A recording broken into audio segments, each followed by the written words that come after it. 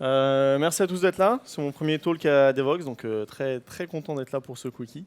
Petite intro à propos de moi-même. Donc, je m'appelle Nicolas Garnier, je suis développeur évangéliste chez Mailjet.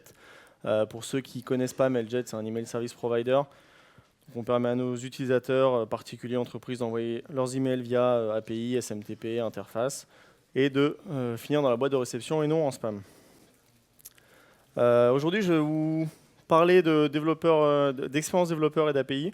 C'est un sujet particulièrement important pour moi, étant donné que je suis autodidacte, donc j'ai beaucoup appris en essayant, en jouant avec pas mal d'API aussi, et en voulant tester très vite. Donc qui ici a une API? Qui propose une API ou qui a déjà construit une API? Voilà, ok, pas mal de monde, donc vous allez être familier avec le sujet. Aujourd'hui, il y a beaucoup d'API, il y a des API pour tout, donc ça veut dire que c'est bien, on peut trouver une API pour ce qu'on veut faire. Mais ça veut aussi dire que quand on propose une API, c'est difficile, c'est très difficile de sortir du lot.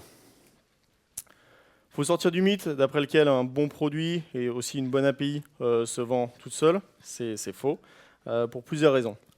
D'abord parce que vous n'êtes probablement pas le seul à proposer une API qui fait ce qu'elle fait. Ensuite, parce qu'il y a de grandes chances pour que les développeurs, les potentiels utilisateurs de votre API ne la connaissent pas. Et ensuite, parce que l'expérience autour de votre API est probablement pas parfaite. C'est difficile d'y arriver, donc c'est là-dessus que je voudrais creuser aujourd'hui. Quand on construit une application, on pense à ses utilisateurs, on pense à qui va utiliser l'application, on pense à comment nos utilisateurs vont utiliser l'application. C'est ce qu'on appelle l'expérience utilisateur, c'est bien ancré aujourd'hui, tout le monde en parle. Mais quand on propose du code, quand on propose une API, on va avoir les problématiques similaires. Et en fait, c'est là qu'on va commencer à parler de développeur expérience. Quelle va être l'expérience développeur pour mes utilisateurs finaux, pour les utilisateurs de mon code? On peut avoir des interprétations différentes, des définitions différentes d'expérience développeur. Moi, j'aime bien dire que c'est le chemin sur l'adoption, donc ici, d'une API, à quel point ça va être facile, à quel point ça va être rapide d'onboard, d'utiliser un service et une API. Qu'est-ce qu'on cherche? Généralement, la première chose, quand on va chercher une API, quand on va chercher à choisir quelle API, quel service on va utiliser, ça va être la simplicité. La simplicité à différents niveaux. D'abord, est-ce que votre API est facile à utiliser? Donc, de quelle façon les ressources sont définies? Et est-ce que c'est facile à comprendre? Donc, notamment sur les codes erreurs, est-ce qu'on est standard? Et ensuite, est-ce que mon API est adapté à l'audience que je veux viser? Donc, il faut vraiment réfléchir de la même façon que pour l'expérience utilisateur, à qui on veut parler et comment on veut leur parler. Parce qu'on va avoir différentes typologies d'utilisateurs sur son API. Bien sûr, il y a les utilisateurs finaux qui sont chez vous, qui ont travaillé sur l'API. Mais après, on peut avoir aussi en interne une équipe partnership qui n'a pas travaillé sur le développement de l'API, mais qui a envie de l'utiliser de manière efficace. Et ensuite, on a des développeurs externes, où là, on va avoir de tout type de profil, qui veulent créer des intégrations, qui veulent construire sur votre API, et c'est important de penser à eux. Là-dessus, on va avoir deux types de développeurs presque opposés. On va avoir les plutôt juniors et seniors, et donc ils vont avoir des attentes très différentes. On va avoir d'un côté plutôt quelqu'un qui veut commencer facilement, qui veut avoir peut-être du tooling autour, qui va avoir des wrappers assez haut niveau, et on va avoir d'un autre côté des développeurs qui sont plutôt intéressés par le performance design, par quelle est la façon optimale d'utiliser votre API, peut-être limiter le nombre de calls, limiter le poids des payloads, qui vont être intéressés plus par ce genre de problématiques. Et donc, il faut les adresser de manière différente. Ce qui est vraiment important, c'est l'affordance et la cohérence. L'affordance, c'est un terme qu'on retrouve souvent dans le monde des API. Et en fait, si votre API est affordante, ça veut dire que ça va être facile de comprendre comment elle fonctionne, ça va être facile de comprendre comment l'utiliser sans avoir même besoin de lire de la doc. Donc pour ça, on a des best practices à considérer, à respecter. Et notamment, ça va être la façon de définir ses ressources. Donc on va plutôt chercher à définir ses ressources avec des noms plutôt qu'avec des verbes. Et en revanche, pour effectuer des actions, là on va plutôt aller chercher les verbes standards HTTP, donc get, post, put, delete, pour respecter les standards et pour que les développeurs qui ont déjà utilisé une API soient familiers et puissent démarrer très vite avec votre API. La cohérence, ça veut dire que si je vais chercher d'une certaine façon un ID sur une ressource. Sur une autre ressource, ça doit fonctionner de la même façon. Ça doit être très cohérent et on ne doit pas avoir de comportements originaux ou inattendus. C'est important parce que si vous ne réussissez pas à avoir cette affordance et cette cohérence, vous allez vous retrouver avec une mauvaise expérience développeur et finalement vous allez passer plus de temps à faire du support, à aider les utilisateurs de votre API, qu'à pouvoir implémenter de nouvelles features, qu'à pouvoir enrichir votre API, qu'à pouvoir débugger aussi, à pouvoir améliorer votre API.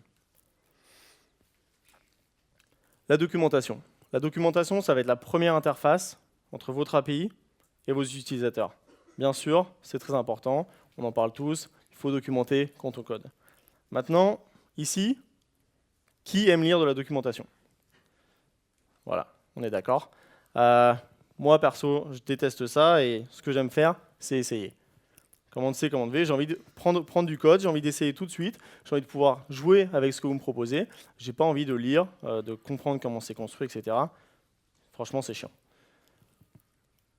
Pour faire ça, on a plusieurs solutions. Il faut proposer du code d'entrée. Et donc ici, c'est un exemple de Twilio. Donc Twilio, c'est une API pour interagir avec, notamment pour envoyer des SMS ou faire des calls, c'est de la téléphonie. Ici, c'est une très belle interface. On peut voir pour une ressource donnée, on peut jouer avec les paramètres et on va voir directement une requête dans différents langages. Ici, curl setup, je peux direct essayer dans mon terminal l'API Twilio, je peux voir comment ça marche et je peux démarrer très vite. Je n'ai pas besoin de lire toutes les ressources, comprendre, etc. comment ça démarre. Non, je peux juste copier-coller le code et je vois comment ça marche. C'est une bonne expérience. Maintenant, c'est une première expérience, mais on peut aller plus loin. Pour faire ça, on peut aller vers des guides, où là, on va vraiment accompagner le développeur et au final, il n'a pas à chercher les ressources qui l'intéressent, les ressources qui sont pertinentes pour lui. On va vraiment le prendre étape par étape. C'est ce qu'on a fait, nous, chez Mailjet, où on a pu identifier des scénarios typiques que nos utilisateurs veulent faire avec l'API. Ici, c'est l'exemple d'email transactionnel. On a une série d'étapes par lesquelles l'utilisateur doit passer. On l'accompagne, il a juste à suivre les étapes et on lui donne à chaque fois le code pour ces étapes. Ça lui évite d'avoir à chercher dans notre API, ça lui évite d'avoir à chercher dans notre référence, ça lui évite d'avoir à chercher quelles sont les bonnes ressources. Ensuite, pour moi, c'est l'étape ultime de la documentation, c'est la sample app. J'ai un exemple ici avec Algolia. Donc Algolia, c'est une API pour faire de la recherche. Ils ont identifié un cas qui revient souvent, c'est le modèle e-commerce. Donc des sites e-commerce qui ont besoin de proposer une bonne expérience de recherche sur leur site. Et plutôt que de montrer simplement les ressources, les features dont ces sites pouvaient bénéficier, ils ont reconstruit un site e-commerce de démo. Si moi j'ai un site e-commerce, j'arrive sur ce site, je vois l'expérience de recherche, je vois à quel point elle est poussée, ça va vraiment m'encourager à utiliser leur API. Et ensuite, ce n'est pas seulement une démo, puisqu'il y a un tutoriel derrière. Et donc ce tutoriel, je vais pouvoir vraiment l'adapter à mon cas, je vais pouvoir le pousser, je vais pouvoir le déployer chez moi. Maintenant, pour faire de la documentation, c'est aussi le but des API, ne réinventez pas la roue. Il y a tout un tas de frameworks qui permettent de faire ça, donc Apiary, README et Slate. Nous, chez Mailjet, on utilise Slate, et c'est vraiment intéressant parce que ça va vous permettre de vous focaliser sur le contenu, sur ce que vous voulez faire, tout en proposant un guide très clair. Donc c'est un layout en 3 colonnes. On a à gauche les menus, au milieu la description des ressources, et à droite le code. C'est que du Markdown, donc c'est très facile à générer, et vous pouvez faire un script à la volée qui génère la doc. Nous, c'est ce qu'on a fait en interne. On a un script où on a une description de notre API, et à chaque fois, on utilise des templates qu'on a fait avec Moustache pour générer les exemples de doc, les réponses, la documentation. Finalement, on fait presque plus de doc manuellement, à part pour quelques cas un peu touchy. Ça marche bien, c'est un framework qui a été inspiré par les docs de Slate et PayPal, entre autres.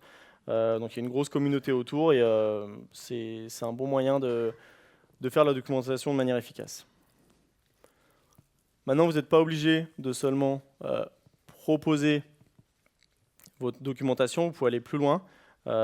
Plutôt qu'en read-only, entre guillemets, vous n'êtes pas obligé de seulement proposer une documentation que les utilisateurs peuvent lire. Vous pouvez aller plus loin en proposant à vos utilisateurs de contribuer à vos documentations. J'ai un bon exemple, c'est Clojure. Clojure, en fait, ils ont réussi à crowdsourcer leur documentation, dans le sens où n'importe qui peut soumettre un exemple de documentation, peut soumettre quelque chose qu'il a réussi à faire avec Clojure. Et finalement, la documentation, elle est vraiment communautaire. Et c'est comme ça qu'on a le plus d'exemples concrets. Et c'est comme ça qu'on a le plus d'exemples prêts à copier-coller pour jouer avec Clojure. Open sourcer vos documentations, ça vous permet aussi d'aider d'autres personnes et d'avoir pas mal de visibilité. On l'a fait avec Mailjet. On a eu Best Buy qui a décidé de faire la même chose suite à ce qu'ils avaient vu, qui en ont parlé, qui ont fait un article. Ça fait aussi de la publicité pour vous. C'est toujours intéressant. Maintenant, quand on parle d'expérience développeur, dedans, il y a le mot développeur, donc il y a des utilisateurs derrière. C'est important de ne pas seulement avoir une interface en ligne, de ne pas avoir seulement une interface matérialisée. Et c'est important d'aller rencontrer vos développeurs. C'est le but d'un développeur évangéliste. Le but, ça va être d'aller rencontrer les développeurs et de pouvoir les aider, de pouvoir les accompagner dans l'utilisation qu'ils font de votre API. Ça va être aussi de pouvoir échanger. Vous avez probablement appris des choses en construisant votre API, en développant votre API, en la rendant disponible. Donc ça va être la possibilité d'échanger là-dessus, mais aussi d'apprendre. Et ensuite, en allant à la rencontre des développeurs, vous allez pouvoir apprendre énormément sur la façon dont les développeurs utilisent votre API, sur la façon dont ils veulent utiliser votre API, et sur ce que vous pouvez améliorer chez vous, en interne, pour rendre votre API encore meilleure, ou pour implémenter des nouvelles features, pour aller plus loin dans l'expérience développeur. Je suis allé un peu vite parce qu'on était en retard. Comme ça me laisse un petit peu de temps pour les questions. Merci. Est-ce que vous avez des questions?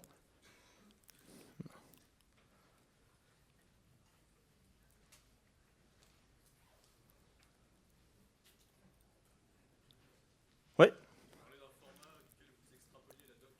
Ouais. Alors nous, derrière, on a du YAML. On définit l'API. Donc on a un gros metadata de l'API. En fait, on le passe dans ce qu'on appelle un code générateur. On le passe en entrée avec toute l'API définie.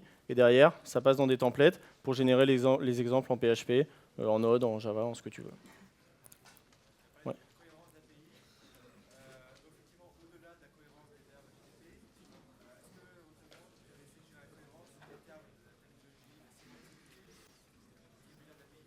Au niveau des ressources?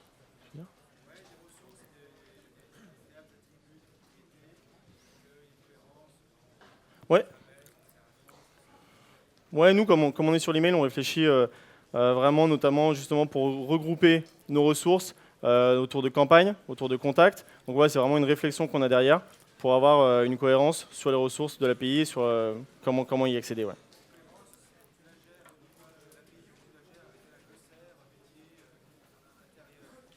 On la gère principalement au niveau de l'API. Ouais, au niveau de l'API. Merci à tous.